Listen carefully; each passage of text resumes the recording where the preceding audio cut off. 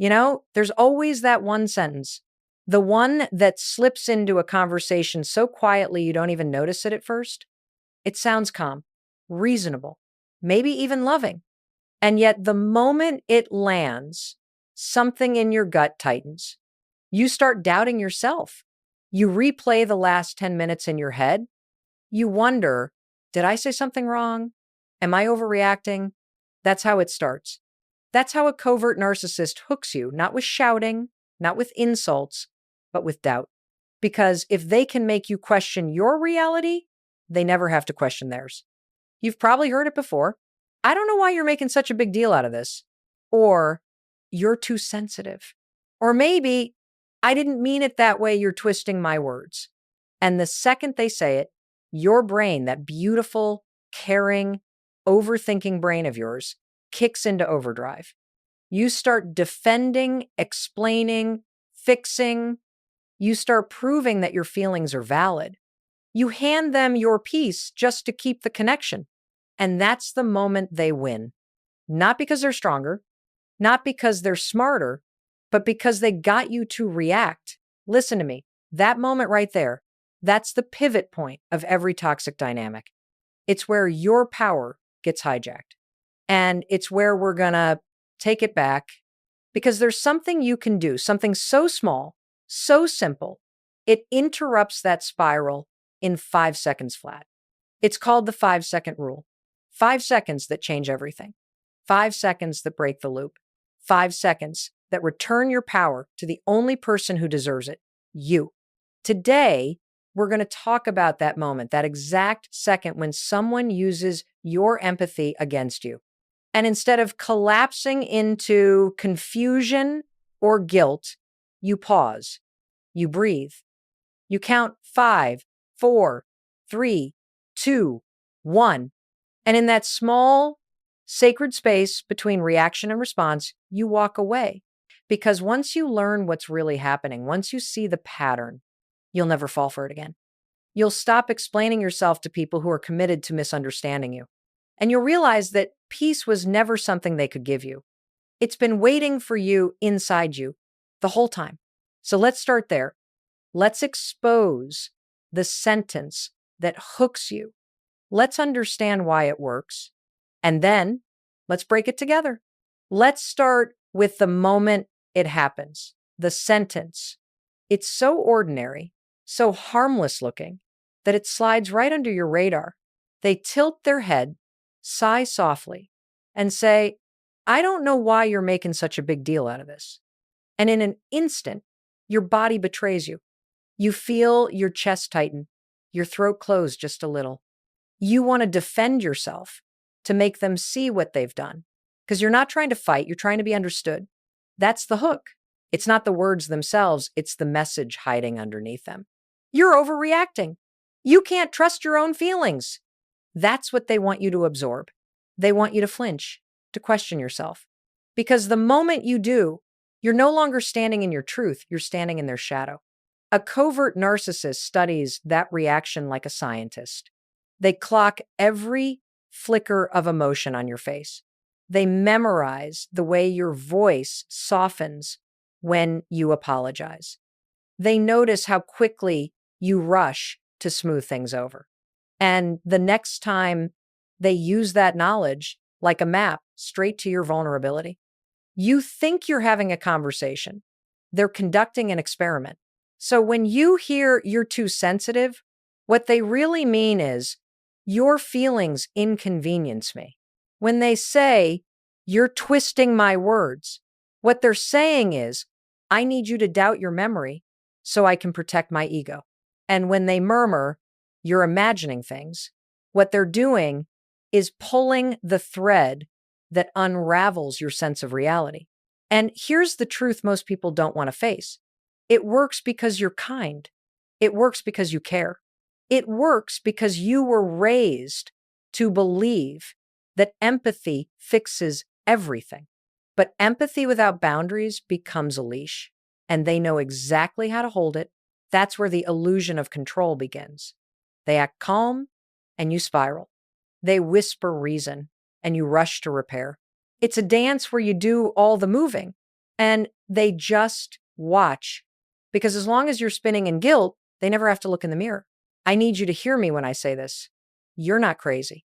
You're conditioned to earn love by explaining yourself, conditioned to believe that harmony is more important than honesty, conditioned to think that peace means keeping them comfortable, even when it hurts you.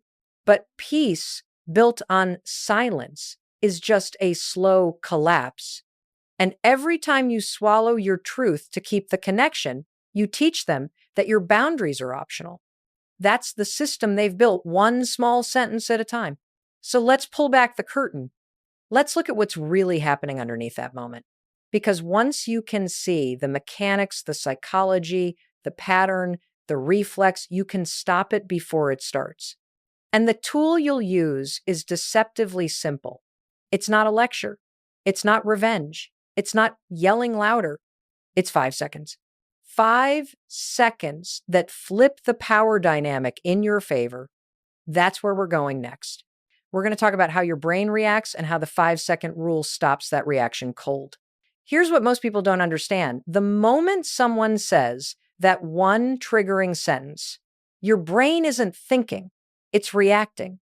You feel that spark of anger or that flush of shame or that deep urge to defend yourself, and boom, you're an emotional autopilot. You're not responding. You're reliving. Your nervous system doesn't know the difference between a toxic conversation and a real threat. It sends the same alarm. Heart rate spikes, muscles tense, breath shortens.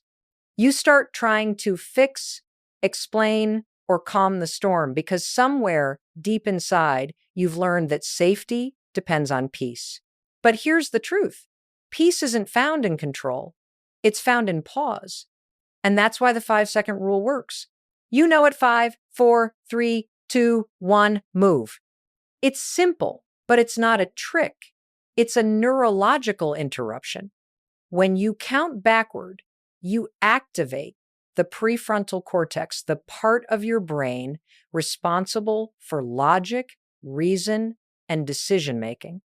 You shift control away from your limbic system, the part that reacts in fear, and you bring yourself back to the present moment. So the next time someone says, you're imagining things, and that familiar surge rises up in your chest, here's what you do. Inside your mind, you say 5, 4, 3, 2, 1, and then nothing. You don't defend. You don't justify. You don't chase their approval through explanation. You let silence do what words never can, reveal who's actually in control.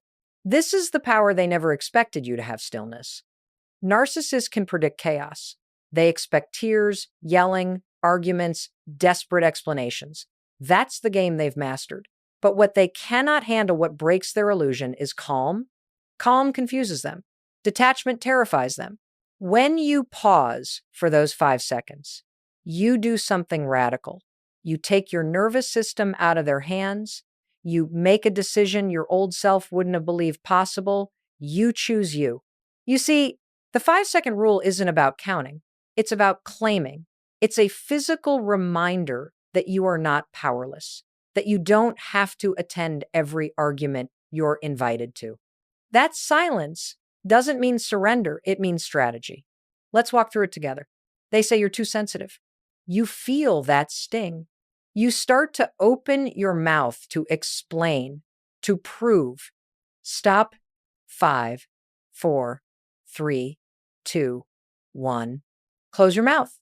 Step back. Breathe. Say calmly, this conversation isn't productive right now, and walk away.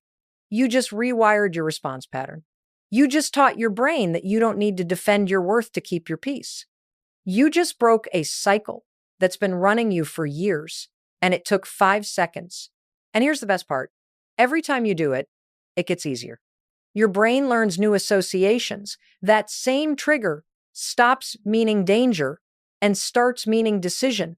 You stop reacting out of fear and start responding out of power. That's emotional combat, not fighting back, but standing still. Because power doesn't always roar. Sometimes it counts quietly, 5, 4, 3, 2, 1, and walks away. Now that you understand how this works, let's go deeper. Let's pull apart the covert narcissist playbook piece by piece so you can see how they manipulate emotion and why your new calm response dismantles their control completely. Let's break down what's really happening beneath the surface, because once you see the pattern, it loses its power. Covert narcissists don't scream for control. They whisper for it. They don't dominate through volume, they dominate through confusion. They make you doubt your instincts one conversation at a time until you start turning against yourself. They've studied you. They know your empathy like a fingerprint. They know exactly what tone makes you soften, what look makes you apologize, what silence makes you chase. They don't need to raise their voice, they just need to raise your self-doubt. Here's how their playbook works. It starts with idealization. At the beginning, they make you feel seen, understood, almost chosen. They mirror your values, your dreams, your heart. You think, finally someone gets me. And that's not an accident, it's research. They're collecting data, how you love, how you forgive, how you explain. Then comes devaluation. It starts small, subtle sarcasm, a sigh when you talk about something that matters, a comment like you always take things so personally. And because you're emotionally intelligent, you look inward first. You think, maybe I am overreacting. That's the trap. Your self-awareness becomes their leverage. Then comes withdrawal, the quiet punishment. They go cold. They retreat. You feel the absence immediately because they've trained you to link their attention to your worth. You reach out. You try to reconnect. You apologize, even when you've done nothing wrong. And the moment you do, they win, because you just proved that your peace depends on their approval. And when they sense you might be slipping away, when your tone starts changing, when your energy feels different, here comes the next stage, the Hoover. The messages, the nostalgia, the I miss you. Suddenly, they're warm again, attentive again, talking about the good times. And you think, maybe they finally understand. But it's not love, it's maintenance. They're pulling you back in, not to heal the relationship, but to reset the control. This cycle, idealize, devalue, withdraw, Hoover, it's not random, it's conditioning. They're teaching your nervous system to chase highs and tolerate lows, to confuse intensity with intimacy, to equate attention with love. And here's what makes it so insidious. It works best on good people, empaths, healers, thinkers, the people who want to understand, not condemn, the people who say, if I can just explain it right, they'll finally see. But the truth is they already see. They just don't care, because narcissists aren't clueless about human nature. They're master observers of it. They study what breaks people open, not to help them heal, but to keep them dependent. They know how to push a button, twist a sentence, and spin a moment so perfectly that you start to question your own memory. But what they don't understand, what they always underestimate, is human resilience. They think your silence means surrender, when in reality, it's the sound of you recalibrating your power. They think your forgiveness means they've won, when it's actually your final act of grace before you let go. They think your detachment means weakness, when it's the exact opposite, it's awakening. Once you see the playbook, you can stop playing the game. And that's exactly where the 5-second rule fits in. It's your interruption, your reset, your moment to step out of the pattern. Because here's the truth. They can only manipulate you when you react. If you stay still, if you pause, if you breathe, if you refuse to explain, their script falls apart. Their identity depends on your engagement. Remove that, and the illusion crumbles. So the next time they start the cycle, when the charm returns, when the guilt begins, you won't fall for it. You'll recognize it for what it is, not love, but leverage. And in that moment, with one quiet countdown, 5, 4, 3, 2, 1, you'll choose stillness over the storm. That's how you break the cycle. That's how you begin to heal. And in the next section, I'll show you exactly how to use that stillness as a weapon, how to turn the 5-second rule into the 5-second reversal that flips their control right back where it belongs, with you. Here's where everything starts to shift. You've learned what they do. You've seen how they pull you into reaction, into guilt, into defending yourself against something you never caused. Now it's time to reverse it, to use what you know against the pattern itself. I call this the 5-second reversal. It's not just pausing, it's pivoting. It's taking the same 5 seconds they used to condition you and turning it into the 5 seconds you use to free yourself. Because every time they press your button, they expect a script. They expect tears. They expect the apology. They expect you to explain, to chase, to prove. But when you count 5, 4, 3, 2, 1, and you don't do any of that, they short circuit. Their control relies on your response. Without it, they lose their mirror. And that's terrifying for them. Let's walk through what that looks like in real life. They say you never listen. Your instinct is to jump in. Yes, I do. You're just not hearing me. Stop. 5, 4, 3, 2, 1. Instead, calmly, I'm not available for this kind of conversation right now. Then leave the room. That's not disrespect. That's a declaration. I will no longer participate in my own manipulation. Here's another. They text, I guess you don't care about me anymore. 5, 4, 3, 2, 1. You breathe. You don't defend, don't explain, don't type a paragraph to correct their narrative. You say, I hope you take care of yourself. And you put down the phone. That's detachment, not cruelty. Clarity. One more. They say you're acting crazy. You feel the heat rise in your chest. That's your nervous system begging to reclaim control. 5, 4, 3, 2, 1. You exhale. You remind yourself this isn't about truth. It's about control. You say, I'm done with this conversation, and you walk away. What you're doing in those moments is rewiring your reflexes. You're teaching your mind that you don't need to win their approval to feel safe. You're replacing reactivity with regulation. That's power. And the beauty is it's quiet. It doesn't scream. It doesn't argue. It doesn't perform. It simply exists. Because authentic power doesn't need to prove itself. Each time you use this reversal, you dismantle another brick in the wall of their control. They can't guilt you if you don't engage.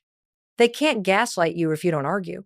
They can't manipulate silence that they no longer control. Your calmness is their confusion.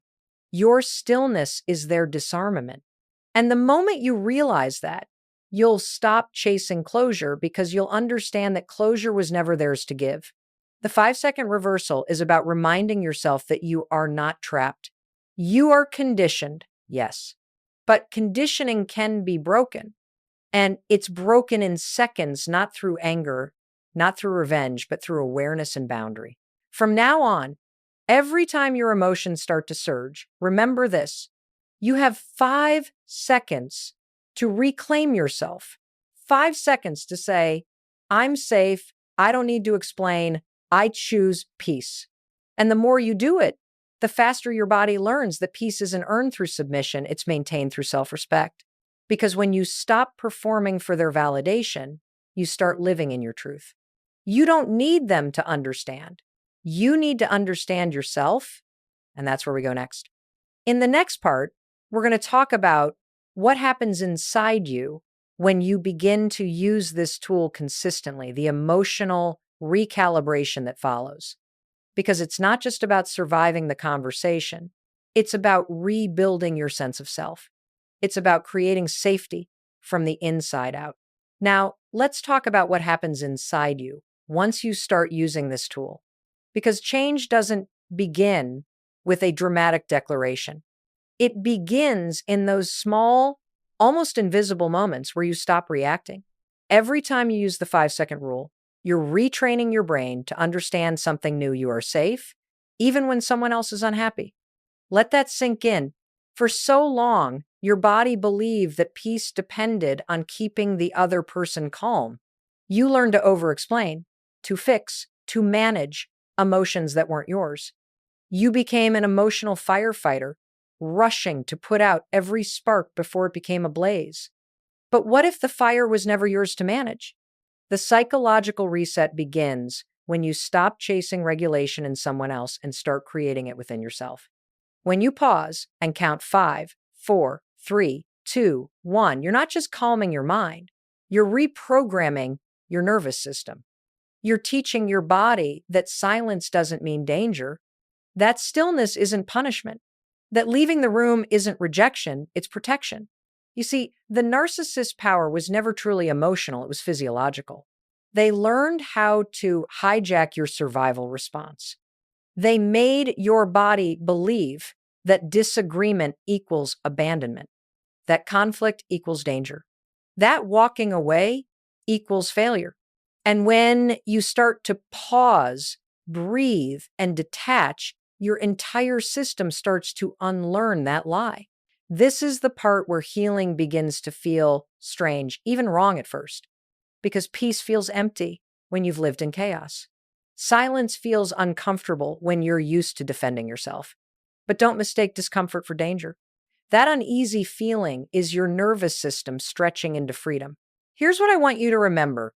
Every time you stay calm when you used to panic, that's growth.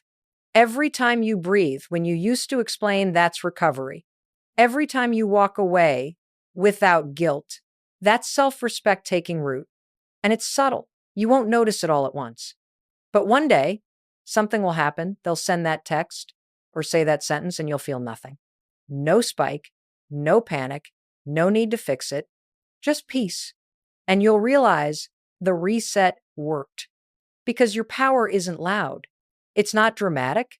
It's quiet, grounded, stable, the kind of power that doesn't need to prove or defend. So when you start to doubt yourself, when your mind says, maybe I overreacted, or maybe I should have said something kinder, stop. Remind yourself, peace is not earned through guilt. You didn't withdraw from them, you returned to yourself. You're not abandoning anyone. You're ending your own emotional captivity. This is the psychological reset when your worth no longer depends on someone else's recognition. When your calm isn't performative, it's protective. When your silence isn't punishment, it's presence. And this is the foundation for everything that follows. Because once your mind starts to reset, your choices change too. The way you speak, the way you respond, the way you think about yourself, all of it begins to align with peace instead of fear. And that's where we're going next. I want to show you what this looks like in real life, how people just like you have used this simple practice to transform their boundaries, rebuild their self-worth, and reclaim their peace. Real stories, real application. Because it's not theory anymore, it's practice. You know, it's one thing to talk about the 5-second rule in theory. It's another to see it change someone's life. So let me tell you what this looks like when real people just like you, start using it. I got a message from a woman named Elena. She told me she had been in an emotionally exhausting relationship for years. Every argument ended the same way, her apologizing for his behavior. She said, Mel, I was addicted to explaining myself. I thought if I could just make him understand, things would get better. But they never did. Then one night, during another argument that spiraled into that same pattern, she remembered what she'd heard me say, 5 seconds can save your sanity. I think you weigh. He said, you always twist everything. She felt her heart race. Her mind went blank. And she whispered to herself, 5, 4, 3, 2, 1. She didn't respond. She didn't explain. She just turned, walked into the next room, and sat in silence. She told me for the first time, I didn't try to fix it. I just breathed. And do you know what happened next? He followed her, angry that she wasn't reacting, but she stayed calm. And that's when she realized his power had never been in his words. It was in her reaction. That night, she broke the cycle, not by winning the argument, but by refusing to play the game. Then there's Marcus. He'd spent most of his life over-apologizing to his parents, to coworkers, to his partner. He said, I was a peacekeeper. I thought being kind meant being quiet. But every time someone dismissed him, he shrank a little smaller. He started using the 5-second rule, not in confrontations, but in small, everyday moments. When someone interrupted him at work, he'd count 5, 4, 3, 2, 1, and keep talking anyway. When his father tried to guilt trip him for setting a boundary, he counted again and calmly said, "That doesn't work for me anymore."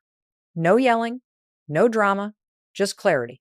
And he told me it was like discovering a new muscle, the strength to pause before surrendering. Here's the thing, it's never about perfection. You'll stumble, you'll forget, you'll catch yourself reacting and think, "I blew it again." But no, you didn't. Because even the awareness that you could have paused is progress. It means your brain is waking up to a new possibility, that you're not helpless in the moment. You're learning to reclaim yourself, one breath, one count, one pause at a time. And the more you do it, the more you realize something profound peace was never this grand mystical thing. It's practical. It's teachable. It's 5 seconds of self-respect repeated over and over until your nervous system learns it by heart. Because these stories, Elena's, Marcus's, maybe even yours, all share one truth. Healing doesn't happen when someone else changes. Healing happens the moment you stop trying to control what's uncontrollable and start protecting what's sacred, your energy, your boundaries, your peace.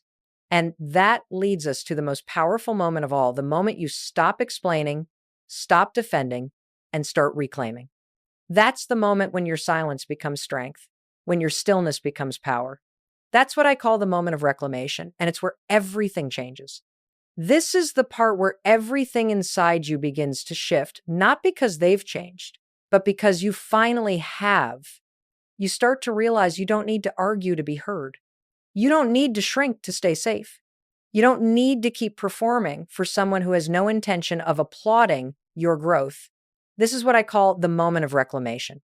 It's quiet, almost invisible to anyone watching, but you feel it. Something inside you, the part that's been silenced, doubted, dismissed, stands back up. And it doesn't shout. It simply says, "No more." That's the moment you stop explaining your pain to the person who caused it. You stop rehearsing conversations you'll never have. You stop waiting for an apology that's never coming. You stop chasing peace in a place that only offers chaos. And here's the most beautiful part. You don't walk away angry. You walk away awake. You start to see it all differently. Their control was never real. Their power was borrowed. It existed only because you kept showing up to feed it. The day you stop, it collapses.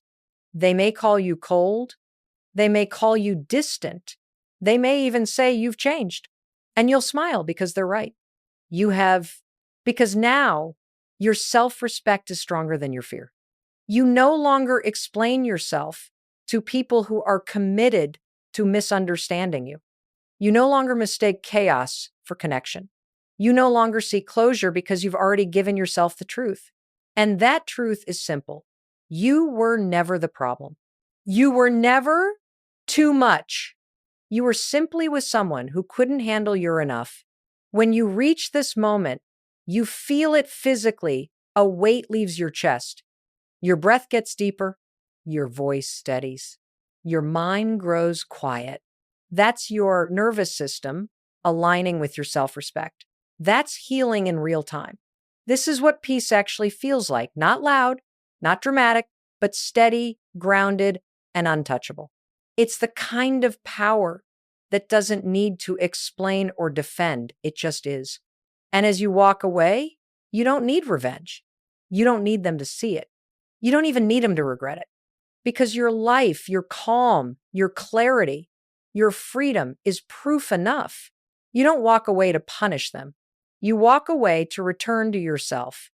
You walk away because you finally understand something they never will, that love built on control isn't love. It's bondage. And freedom, even when it's lonely at first, is the most loving thing you'll ever give yourself. So, as we move into the final part of this conversation, I want to show you how to anchor this, how to make sure that the peace you've found doesn't fade, but deepens. Because this isn't the end of your story. It's the beginning of a new one where you no longer survive for someone else's comfort, but live for your own truth. You've made it here, the end of the conversation, but the beginning of your freedom. You've learned what they say, how they twist, how they pull. You've seen how your empathy was never the weakness they made it out to be. It was your greatest strength all along. It just needed a boundary to protect it. The 5-second rule, 5, 4, 3, 2, 1. It's not just a countdown. It's a doorway out of confusion, out of guilt, out of the need to prove yourself to people who've already decided not to see you. And every time you walk through it, you step closer to peace. That peace isn't something they could give you. It was never theirs to control. It's been sitting quietly inside you, waiting for the moment you stopped asking permission to feel it. And this is that moment. From now on, whenever someone tries to pull you back into their chaos, remember this truth. You are not required to respond to stay relevant. You are not obligated to explain to stay kind. And you are not responsible for managing someone else's inability to grow. You have 5 seconds. 5 seconds to reclaim your power. 5 seconds to choose stillness over reaction. 5 seconds to step back into your life. And if you ever forget, write this down. Somewhere you'll see it every day. I am not who they said I was. I am who I choose to become. That's your reminder. That's your anchor. That's your truth.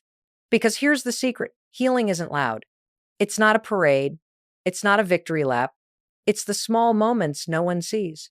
When you stop checking your phone for their messages, when you stop rehearsing what you'd say if they came back, when you wake up one morning, look in the mirror, and realize you finally feel safe in your own reflection. That's healing. That's growth. That's power. And I want you to hear me because this matters. You didn't lose control. You reclaimed it. You didn't walk away to hurt them. You walked away to honor yourself. And that's not selfish, that's sacred. So today, right now, I want you to decide that your silence is no longer a reaction, it's your reset. Your stillness is not avoidance, it's your clarity. And your peace is not passive, it's your power. The next time someone says, you're too sensitive, or you're overreacting, I want you to smile just a little and think, 5, 4, 3, 2, 1, I'm free. You don't need their validation. You don't need their closure. You don't need their permission. You only need 5 seconds and the courage to use them. Because once you do, the illusion of control collapses. And in its place, you stand steady, calm, untouchable. That's not just survival. That's transformation. That's what it means to finally come home to yourself